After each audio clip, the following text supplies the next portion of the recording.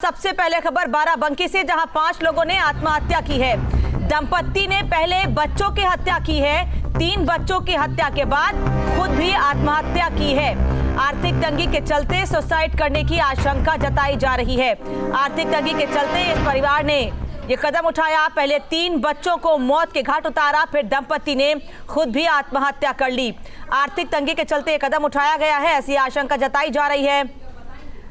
ये तस्वीर आपको दिखा रहे हैं उस घर की, उस जगह की, जहां पर पहले दंपत्ति ने 3 बच्चों को मौत के घाट उतारा और फिर खुद आत्महत्या कर ली। बाराबंकी में दंपत्ति ने पहले बच्चों की हत्या की और फिर 3 बच्चों की हत्या के बाद खुद भी आत्महत्या कर ली। आर्थिक तंगी के चलते यह कदम बाराबंकी में उठाया गया है, ऐसी आशंका जताई जा रही है। ये उस घर की तस्वीर है जहां पर परिवार ने आर्थिक तंगी के चलते आत्महत्या जैसा कदम उठाया। पहले 3 बच्चों की हत्या की और उसके बाद दंपत्ति ने खुद भी आत्महत्या कर ली। आसपास के लोग भी बड़ी संख्या में वहां पर मौजूद रहे और पुलिस भी पूरी घटना की जांच कर रही है। सबसे पहले न्यूज स्टेट उत्तराखंड उत्तर प्रदेश पर यह तस्वीर आपको बाराबंकी की हम दिखा रहे हैं, जहां पर परिवार ने आत्महत्या जैसा कदम उठाया है। पहले दंपत्ति ने 3 बच्चों की हत्या की और उसके बाद खुद आत्महत्या कर रही है। सबसे पहले यह तस्वीर उस घर की जहां पर परिवार ने यह कदम उठाया है। आर्थिक तंगी के चलते परिवार ने आत्महत्या जैसा कदम उठाया, ऐसी जानकारी मिल रही है। और बाराबंकी में एक परिवार के 5 सदस्यों की आत्महत्या पर प्रियंका गांधी का ट्वीट आया है। उन्होंने ट्वीट किया कि ये एक दुखद घटना है। बाराबंकी के एक परिवार ने आर्थिक तंगी के चलते आत्महत्या कर ली। पूरे देश के लोग इस संकट के समय रोजी रोटी, रोजगार, व्यापार और बच्चों की फीस, साथ ही खेती, किसानी और कर्ज जैसी तमाम समस्याओं से जूझ रहे हैं। प्रियंका गांधी ने सरकार पर भी हमला किया है। उन्होंने कहा है कि सरकार की नीयत में खोट है। तो ट्विटर पर प्रियंका गांधी ने इस आत्महत्या के बाद सरकार पर सवाल उठाए हैं। और इस बीच उत्तर प्रदेश के पूर्व मुख्यमंत्री अखिलेश यादव ने भी ट्वीट किया है। सोशल मीडिया के जरिए उन्होंने भी कई सवाल किए हैं। उन्होंने ट्वीट किया है कि बाराबंकी से एक परिवार के 5 लोगों के अलावा उत्तर प्रदेश के अन्य शहरों से भी आत्महत्याओं की दुखद खबरें सामने आ रही हैं। भाजपा सरकार से अपेक्षा है कि तत्काल लोगों के खाने और कमाने का इंतजाम करें। साथ ही लिखा उन्होंने कि सबसे पहले प्रदेश में भूख से लोगों का मरना रुकना चाहिए।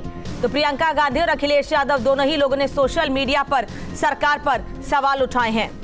और रतीश त्रिवेदी इस वक्त फोनलाइन पर हमारे साथ जुड़े हैं। रतीश, इस घटना के थोड़ी ही देर के बाद अब सरकार पर सवाल उठ रहे हैं कि मुश्किल समय है, लोगों के सामने रोजी रोटी का आर्थिक संकट है, खाने पीने का संकट है, लोग आत्महत्या कर रहे हैं, सरकार को मदद करनी चाहिए। सरकार के अलग दावे हैं। बिल्कुल, देखिए, बड़ी दर्दनाक घटना कही जा सकती है। बाराबंकी के कोतवाली क्षेत्र के सफीदाबाद की ये घटना है। मोबाइल का बताया जा रहा है कि पहले ये मोबाइल का काम करता था शख्स, उसके बाद इसने गैराज का काम शुरू किया था। परिवार से नहीं पड़ती थी और अलग ये लोग रहते थे। 3 बच्चे थे। पहले बच्चों को मारा गया और उसके बाद खुद फांसी के फंदे पर लटक गया। परिवार को जब परिवार जो फांसी में रहता है उसको ये पता चला कि 2 दिन से मकान नहीं खुला है, कमरा नहीं खुला और कोई आवाजाही नहीं हो रही है। इसके बाद शक हुआ भाई को और भाई ने जब दरवाजा तोड़ा तो बाहर घर के अंदर फांसी से लटकता अपने भाई को पाया। इसके बाद पुलिस को सूचना दी गई है। ये बताया जा रहा है कि एक सुसाइड नोट भी मिला है जिसमें आर्थिक तंगी की बात कही गई है, लेकिन पुलिस ने फिलहाल ये स्वीकारा नहीं है कि आर्थिक तंगी जैसी कोई बात थी। लेकिन सियासत अपनी अलग दिशा में है, सियासत जरूर शुरू हो गई है। प्रियंका गांधी ने ट्वीट किया, सरकार को घेरा है कि आखिर इस तरीके के हालात बन रहे हैं और सरकार क्या कर रही है। वहीं पूर्व मुख्यमंत्री उत्तर प्रदेश के अखिलेश यादव ने भी ट्वीट करके ये निशाना साधा है कि खाने और कमाने के लिए कोरोना संक्रमण काल और लॉकडाउन के बाद खाने और कमाने के लिए उत्तर प्रदेश सरकार को लोगों को देखना होगा और उत्तर प्रदेश सरकार को इसकी व्यवस्था करनी होगी, अन्यथा लोग ऐसे ही आत्महत्या करते रहेंगे। तो यानी सियासत बाराबंकी के मामले में शुरू हो चुकी है।